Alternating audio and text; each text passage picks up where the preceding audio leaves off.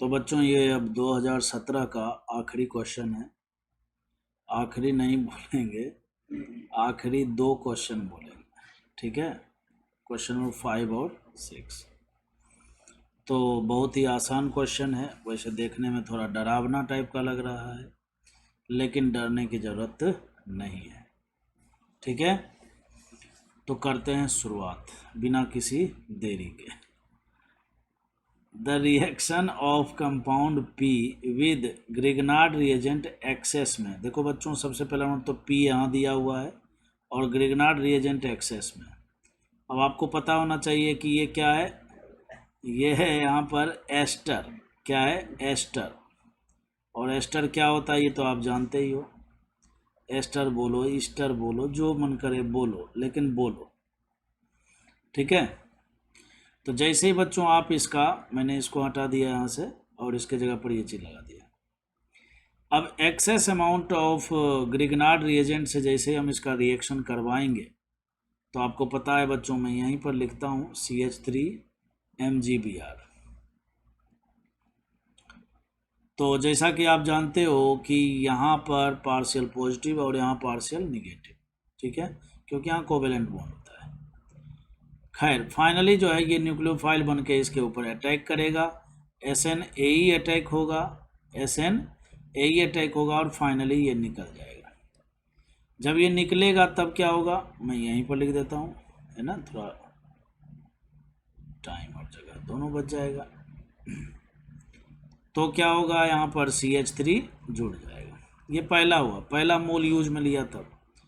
दूसरा मोल जब हम उसी प्रकार से CH3MgBr का यूज में लेंगे बच्चों, तो यहाँ पर पार्शियल पॉजिटिव, यहाँ पार्शियल निगेटिव, ये निगेटिव इसके ऊपर अटैक करेगा, यहाँ से पूरा इलेक्ट्रॉन लेकर जाएगा और इसको Mg+ बना देगा और ये खुलेगा बच्चों, ये खुलेगा, है ना। और followed by addition of H2O बोल रखा है। तो जब ये O- के रूप में खुलेगा, O- के रूप में जब खुलेगा तो ये O- OH में कन्वर्ट हो जाएगा। तो फाइनली अब वो टाइम आ गया है कि जब हम अब लिखेंगे कि Q बना, Q क्या बना, Q बना नहीं, Q तो बना ही है, Q क्या बना है वो लिखने का टाइम आ गया है।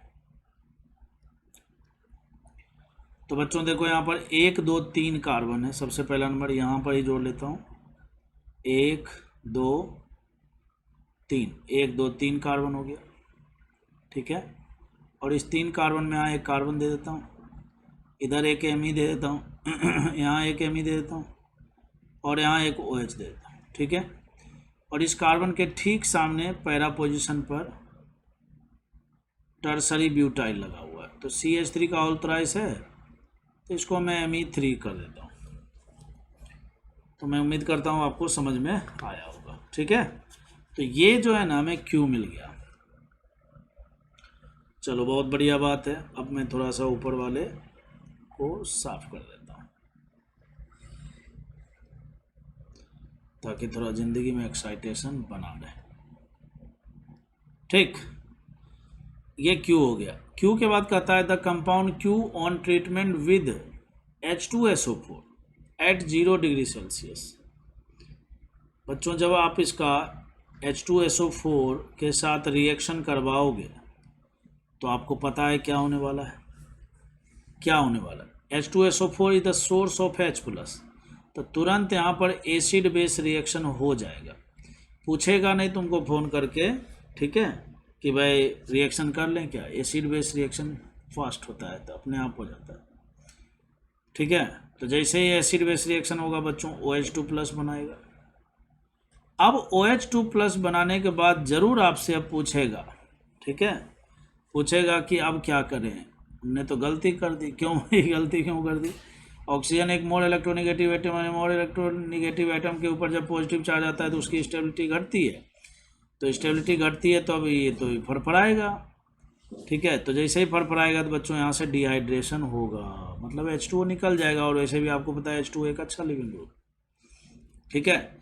जैसे ही H2O यहाँ से निकलेगा, जैसे ही H2O यहाँ से निकलेगा तो तुरंत प्रभाव से इलेक्ट्रोफिलिक एरोमेटिक सब्स्टिट्यूशन हो जाएगा, समझ में आ रहा है क्या? क्यों होगा इलेक्ट्रोफिलिक एरोमेटिक सब्स्टिट्यूशन बच्चों?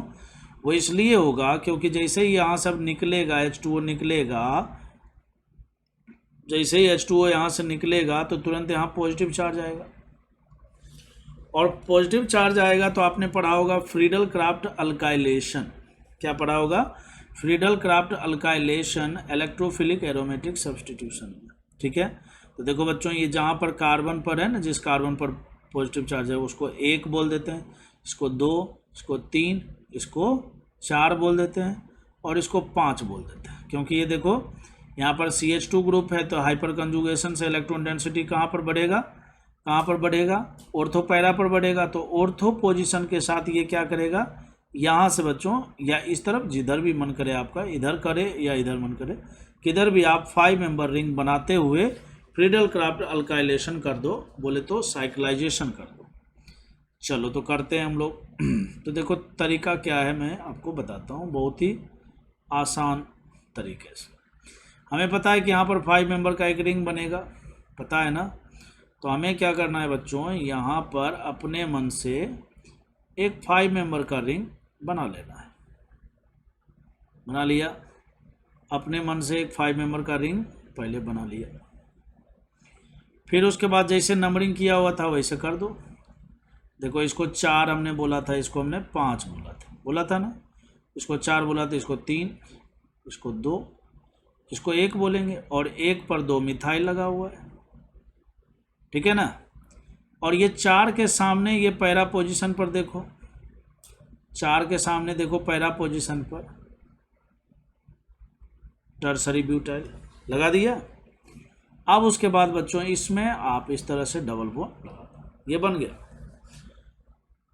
तो बताइए ये क्या मिला? ये मिल गया बच्चों R। क्या मिल गया? R। Q and treatment with, ये हो गया। अब देखो Q, ये Q था और ये R था। Q से R जब हम के तरफ प्रोसीड किए बच्चों, तो यहाँ पर एक ही साथ 2 काम हुआ है। पहले तो डिहाइड्रेशन हुआ है और साथ ही साथ फ्रीडल क्राफ्ट अल्काइलेशन हुआ है। क्या क्या हुआ है? डिहाइड्रेशन हुआ है और साथ ही साथ क्या हुआ है? फ्रीडल क्राफ्ट अल्काइलेशन हुआ है। ठीक है, ओके। तो ये R मिल गया, फाइनली R मिल गया। ओके, कोई बात नहीं। अब उसके बाद बच्चों कहता है R को जो है ना, R को जो है, ये देखिए बच्चों क्या है? CH3COCl।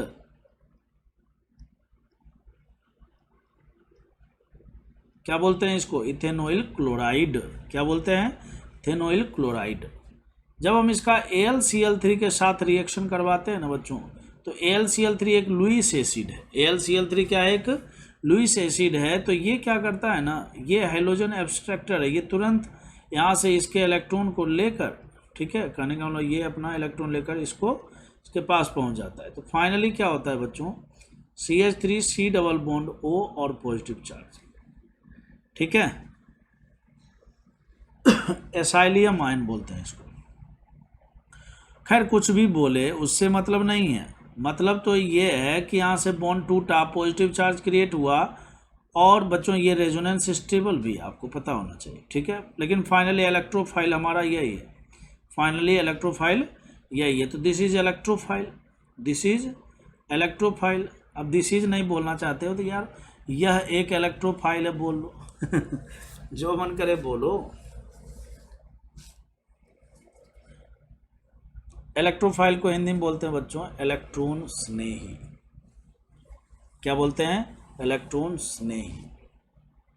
खैर मजाक की बातें नहीं। तो बच्चों देखो अब यहाँ पर क्या है कि ये एक इलेक्ट्रोफाइल है और ये बेंजीन है। तो बेंजीन रिंग इलेक्ट्रोफाइल को देखकर अपने आप को रोक नहीं पाता है, तो ये क्या करेगा? इसके साथ इलेक्ट्रोफिलिक एरोमेटिक सब्स्टिट्यूशन करने के लिए तैयार है। और तो रिएक्शन का नाम क्या होगा? Friedel Crafts acylation. Friedel Crafts acylation. Why acylation? Because this is acylium ion. समझ में आ रहा है क्या? तो फ्रीडल क्राफ्ट एसाइलेशन होगा। तो सवाल उठता है कि ये इलेक्ट्रोफाइल अब कहाँ पर जुड़े, किस कार्बन पर जुड़े? तो सीधी सी बात है, देखो बच्चों इस कार्बन से जुड़ा हुआ जो 3 मिथाइल ग्रुप है ना, ये कैसा इफेक्ट लगा रहा है इस रिंग में? बोले तो इस रिंग में इलेक्ट्रॉन डेंसिटी बढ़ा रहा है, घटा रहा है, बढ़ा रहा है तो कैसा बढ़ा रहा है, तो बच्चों ये प्लस आई इफेक्ट लगा रहा है, ठीक है। अच्छा, इस 5 वाले से देखो ये जुड़ा हुआ है, तो यहाँ पर भी कोई हाइड्रोजन नहीं, अल्फा हाइड्रोजन नहीं है, तो वैसी स्थिति में ये भी क्या कर रहा है, प्लस का आई इफेक्ट ही लगा रहा है ना। इस वाले कार्बन से यहाँ पर जो CH2 ग्रुप जुड़ा हुआ है, CH2 ग्रुप है ना, तो ये क्या कर रहा है बेसिकली, इस रिंग में इलेक्ट्रॉन डेंसिटी बढ़ा रहा है, लेकिन प्लस के हाइपर कंजुगेशन से बढ़ा रहा है। कैसे बढ़ा रहा है बच्चों, प्लस के हाइपर कंजुगेशन से इलेक्ट्रॉन डेंसिटी बढ़ा रहा है। और आपको पता है कि हाइपर कंजुगेशन से electron density ortho para position पर बढ़ता है। किस पर बढ़ता है, ऑर्थो पैरा। पहले तो ये ऑर्थो पर बढ़ाएगा, फिर रेजोनेंस करके पैरा पर हो जाएगा वो, ठीक है। तो कुल मिलाकर बात ये है कि इसके ऑर्थो पोजीशन पर देखो, इधर भी ऑर्थो और इधर का ऑर्थो ब्लॉक है, इसका पैरा भी ब्लॉक है। देखो यहाँ पर, देखो देखने की चीज है ये। ऑर्थो इधर ब्लॉक है, इधर खाली है, पैरा ब्लॉक है ना। ब्लॉक का मतलब ये नहीं कि ब्लॉक कर दूंगा, अरे ऑलरेडी ये ब्लॉक है भाई, यहाँ पर एक ही ग्रुप लगेगा, वो लगा हुआ है। तो इसका मतलब ये हो गया कि फ्रीडल क्राफ्ट एसाइलेशन जो होगा वो इसी कार्बन से होगा। समझ में आ रहा है क्या, इसी कार्बन से होगा। ये पहले इधर शिफ्ट होगा, नेगेटिव चार्ज बनाएगा, और ये इसके ऊपर अटैक करके फिर फ्रीडल क्राफ्ट सब्सटीट्यूशन जैसे करते हैं, इलेक्ट्रोफिलिक एरोमेटिक सब्सटीट्यूशन, वैसे हो जाएगा। और फाइनली यू विल गॉट, ठीक है बच्चों, क्या गॉट, तो फाइनली यू विल गॉट। तो यहाँ पर हम एक पहले तो बनाएंगे 5 मेंबर का रिंग। भाई इसमें कोई नई बड़ी बात नहीं है, ये जैसे था वैसे ही देखो बना दिया हमने, कुछ नया नहीं किया कि भाई नहीं भाई कुछ। अब यहाँ पर देखो ये C है बच्चों, C डबल बॉन्ड O और यहाँ पर CH3, ऐसा हो गया। ये हमारा फाइनल प्रोडक्ट हो गया, और इसको इन्होंने बोला है कि S बोल दो। क्या बोला है कि R के बाद जो बनने वाला प्रोडक्ट है ना उसको S बोल। देखो Q, P से बना Q, Q से बना R, R से बना S। तो हमने सब कुछ पता कर लिया, एवरीथिंग फाइंड कर लिया है, ठीक है। अब हम चलते हैं क्वेश्चन पर। अभी तक हम पैराग्राफ सॉल्व कर रहे थे, क्वेश्चन नहीं सॉल्व कर रहे थे। क्वेश्चन तो अब सॉल्व करेंगे। क्वेश्चन नंबर 5 क्या कहता है, the product S is S, oh my God, S पूछा डायरेक्ट, तो S तो हम बता ही सकते हैं। देखो यहाँ पर S बता सकते हैं बच्चों, यही तो है हमारा S, ठीक है। अब इस S को आइडेंटिफाई कैसे करें, तो थोड़ा अभी मैंने आपको तरीका बताया था। इसको हम 4 बोलेंगे, इसको हम 5 बोलेंगे, 1 2 3, ऐसे ही था ना। तो इससे आपको पता लग जाए। 4 के सामने टर्सरी ब्यूटाइल ग्रुप है और 4 के बगल में COCH3 है। चलो ढूंढते हैं। तो बच्चों देखो ये है 4, ये है 5, 1 2 3, गड़बड़ कर दिया क्या, 4 है, उल्टा लिख दिया मैंने। भाई सीधी सी बात है,